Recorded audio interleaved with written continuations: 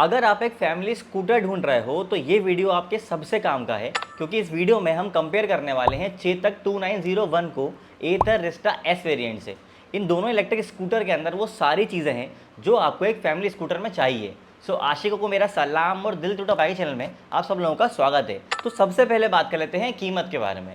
एथर Rizta S variant का जो ex showroom price है वो 1,10,000 रुपये है, और अगर आप प्रो पैक लेते हो तो उसके लिए आपको एडिशनल 13,000 रुपये एक्स्ट्रा देने होते हैं। वहीं चेतक 2901 का जो एक्स शोरूम प्राइस है वो लगभग 96,000 के आसपास है, और अगर आप साथ में टैग पैक लेते हो तो उसके लिए आपको एडिशनल 3,000 रुपये देने होते हैं। प्राइस के मामले में चेतक एक ज़्यादा सस्ता ऑप्शन है, और अगर सॉफ्टवेयर अपग्रेड भी देखें तो चेतक का ये टैग पैक अब तक का सबसे सस्ता अपग्रेड है।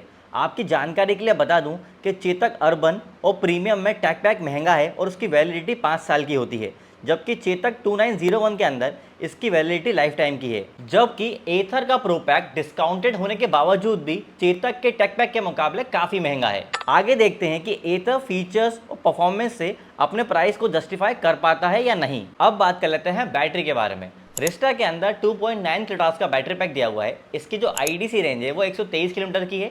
अगर मैं एक्चुअल रेंज की बात करूं तो आपको 105 किलोमीटर मिलेगी, और इस गाड़ी को फुल चार्ज करने में लगभग 8.5 घंटे का समय लगेगा। वहीं अगर मैं चेतक 2901 की बात करूं तो इस गाड़ी के अंदर भी लगभग 2.9 किलोवाट का ही बैटरी पैक दिया हुआ है। इसकी भी आईडीसी रेंज 123 किलोमीटर की है। अगर हम एक्चुअल रेंज की बात करें तो वो 100 किलोमीटर की है, और इस गाड़ी को फुल चार्ज करने में आपको 6 घंटे का समय लगेगा। अब क्योंकि इन दोनों गाड़ियों की बैटरी कैपेसिटी ऑलमोस्ट सेम है, इसी वजह से इन गाड़ियों की आईडीसी रेंज भी सेम है, और अगर आप देखें तो इनकी ट्रू रेंज में भी कोई बहुत ज़्यादा बड़ा डिफरेंस नहीं है। पर असली अंतर आता है चार्जिंग टाइम के अंदर। आपको अगर रिस्टा को फुल चार्ज करना है तो उसमें आपको ओवरनाइट चार्जिंग देनी पड़ेगी, मतलब आप रात में अगर फुल चार्ज पे लगाओगे तो आपको वो सुबह फुल चार्ज मिलेगी, क्योंकि इसमें लगभग 8.5 घंटे का समय लग रहा है इसको फुल चार्ज करने में, जबकि चेतक को फुल चार्ज करने में आपको 6 घंटे का समय लग रहा है। तो भाई यहाँ पे जो एडवांटेज मिलता है चार्जिंग टाइम के अंदर वो हम चेतक को दे रहे हैं। पर चार्जिंग में यहाँ पे बात खत्म नहीं होती, क्योंकि चार्जिंग में इलेक्ट्रिक व्हीकल के अंदर फास्ट चार्जिंग का ऑप्शन भी आता है। तो भाई रिस्टा के अंदर आपको एडवांटेज ये मिलेगा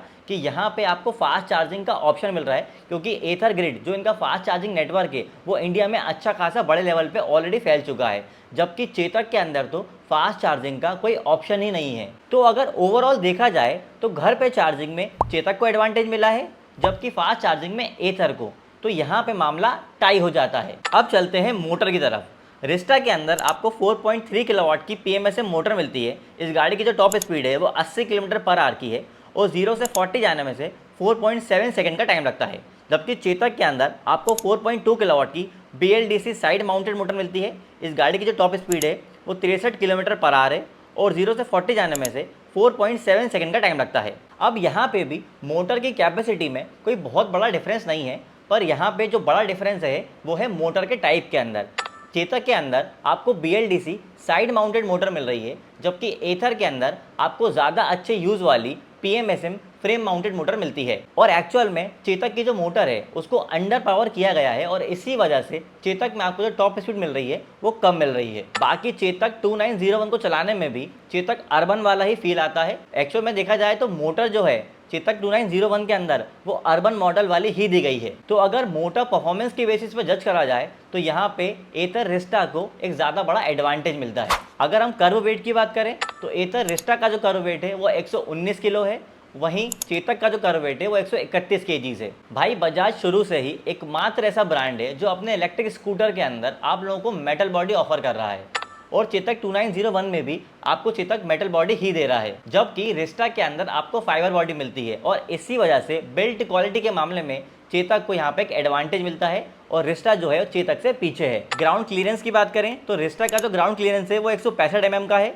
जबकि चेतक का जो ग्राउंड क्लियरेंस है वो 160 mm का है। भाई ग्राउंड क्लियरेंस में देखा जाए तो यहाँ पे भी कोई बहुत ज़्यादा बड़ा डिफरेंस नहीं है, पर यहाँ पे मैं आपको एक बहुत काम की बात बता देता हूँ कि चेतक के अंदर आप 675 रुपये एक्स्ट्रा देके मेन स्टैंड लगवा सकते हो एज एन एडिशनल एसेसरी, जबकि रिस्टा के अंदर मेन स्टैंड लगाने का कोई ऑप्शन ही नहीं है कंपनी की तरफ से। पर यह बात ध्यान रहे कि मेन स्टैंड लगवाने के बाद ग्राउंड क्लियरेंस और भी ज़्यादा कम हो जाएगी। तो अगर आप पूछे कि इन दोनों स्कूटर्स में से पहले स्पीड ब्रेकर पे कौन सा स्कूटर लगेगा, तो भाई वो चेतक होगा। अब बात इलेक्ट्रिक स्कूटर की हो रही है तो भाई यहाँ पे एक मेन चीज आ जाती है, वो है बूट स्पेस। रिस्टा के अंदर आपको 34 लीटर का बूट स्पेस मिलता है, जबकि चेतक के अंदर आपको 21 लीटर का बूट स्पेस मिलता है। अगर स्टोरेज स्पेस में देखा जाए तो चेतक 2901 पहला स्कूटर है चेतक की तरफ से जिसमें आगे आपको फ्रंट ग्लव बॉक्स देखने को नहीं मिलता है, क्योंकि बजाज के बाकी इलेक्ट्रिक स्कूटर चेतक के अंदर वहां पे आगे आपको ग्लव बॉक्स देखने को मिलता है, तो वो एज एन एडिशनल स्टोरेज का ऑप्शन बढ़ जाता है। और अगर आपने हमारी बेस्ट अपकमिंग इलेक्ट्रिक स्कूटर वाली वीडियो देखी होगी तो उस वीडियो में हमने कहा था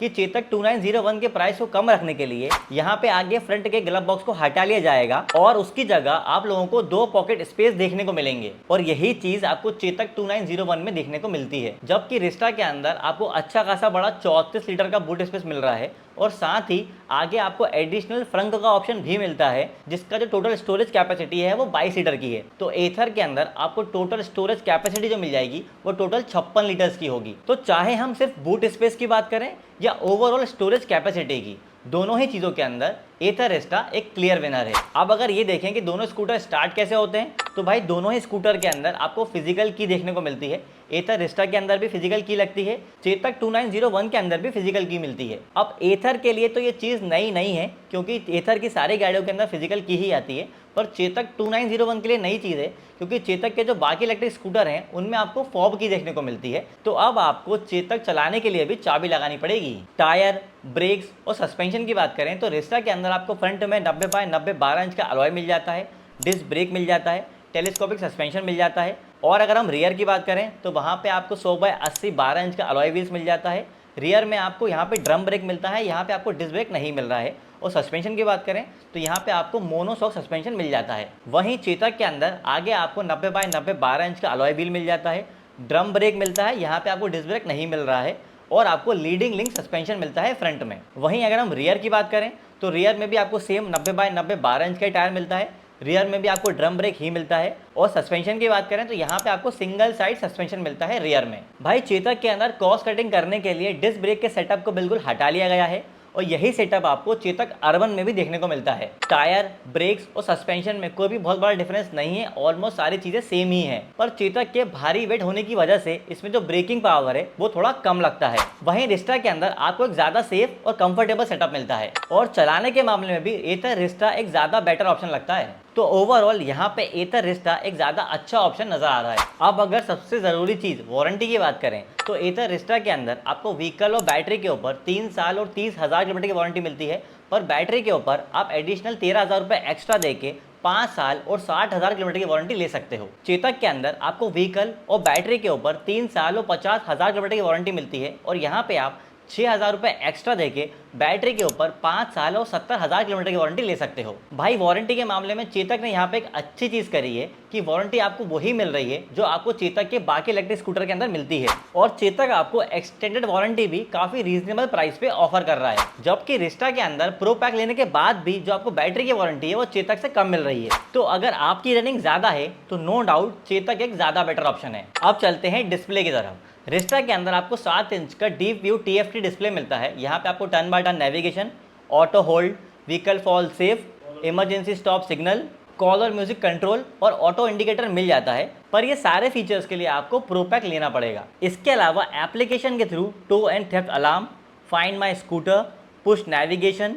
रियल टाइम चार्ज स्टेटस और एलेक्सा स्किल्स भी मिल जाएंगे। जबकि चेतक आपको एक सर्कुलर कलर डिस्प्ले ऑफर करता है जिसमें टच नहीं होता और बहुत ही बेसिक फीचर्स होते हैं। अगर आप टैग पैक लेते हो तो उसके साथ आपको hill hold assist, reverse mode, sports mode, limited app connectivity, Bluetooth और म्यूजिक कंट्रोल मिल जाएंगे। भाई डिस्प्ले के मामले में रिस्टा के अंदर कलर डिस्प्ले नहीं है, पर फिर भी फीचर्स के मामले में चेतक से कहीं ज़्यादा फीचर्स दिए हुए हैं रिस्टा के अंदर। इनोवेशन के मामले में चेतक का इलेक्ट्रिक स्कूटर अभी भी बहुत ज़्यादा आउटडेटेड लगता है। इसके अलावा रिवर्स मोड जैसे बेसिक फीचर के लिए भी आपको टैग पैक परचेज करना पड़ता है। भाई ये तो बहुत ही ज़्यादा अजीब चीज़ है। तो ओवरऑल डिस्प्ले के मामले में रिस्टा एक ज़्यादा बेटर ऑप्शन है। तो हमने देखा कि ज़्यादातर पैरामीटर्स के अंदर रिस्टा आपको एक ज़्यादा अच्छा ऑप्शन लग रहा है, लेकिन फिर भी प्राइस और स्ट्रॉन्ग बिल्ड क्वालिटी होने की वजह से चेतक ने मार्केट में अच्छा खासा कॉम्पिटिशन बना दिया है। तो अगर आप एक ऐसा इलेक्ट्रिक स्कूटर ढूंढ रहे हो जिसके अंदर बिल्ड क्वालिटी सबसे अच्छी हो और जो 1 लाख के अंदर आ जाए, तो आप चेतक ले सकते हो। लेकिन अगर आप अफोर्डेबल प्राइसेस में अच्छी बिल्ड क्वालिटी के साथ एक अच्छे फीचर्स और परफॉर्मेंस वाला फैमिली स्कूटर लेना चाहते हो,